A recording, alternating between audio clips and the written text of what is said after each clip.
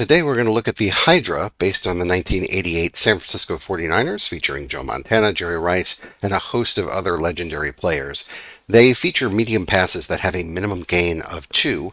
They also have 3 special rules: yards after contact, the scripted drive, and the final drive. The Hydra offense features 3 formations. Near is their run-heavy, Pro-set is their balanced formation, and far is their pass-heavy formation. What's unique about the West Coast attack is that it does not have any passes in a shotgun formation. Let's take a look at the first special rule called yards after contact.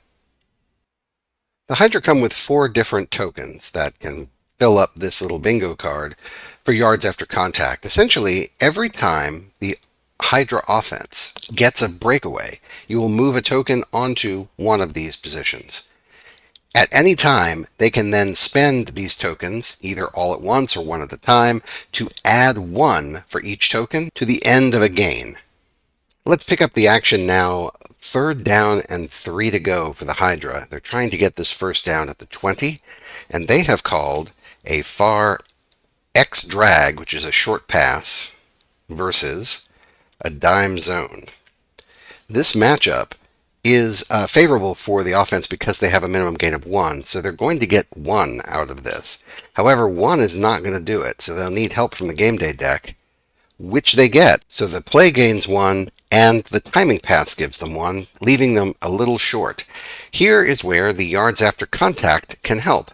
They can spend this token, having earned an offensive breakaway earlier in the game, and add 1 to the end of their gain, thus getting the first down. Let's take a look now at the scripted drive.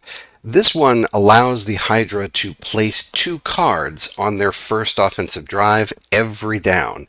The 2 cards are going to be staged. One gets played on the board, the other one stays on the side. If they're able to score a touchdown on that first drive, they will fill out their yards after contact tokens. So to stage plays, you'll take one play and put it on the board, and then take your second play, which is a play that you can choose. This is not a random card draw. You get to choose which card it is, and you will place it on the side.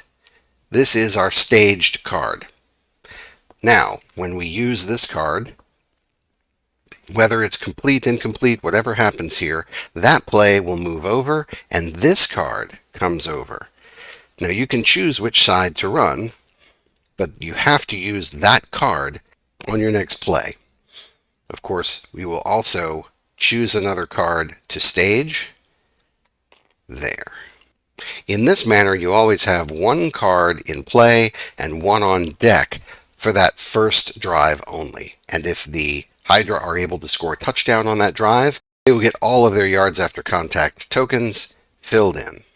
We'll pick up the action now. Late second quarter. There are only 2 plays left in the second quarter, and the Hydra are losing 10-7. This is a perfect opportunity to use the final drive.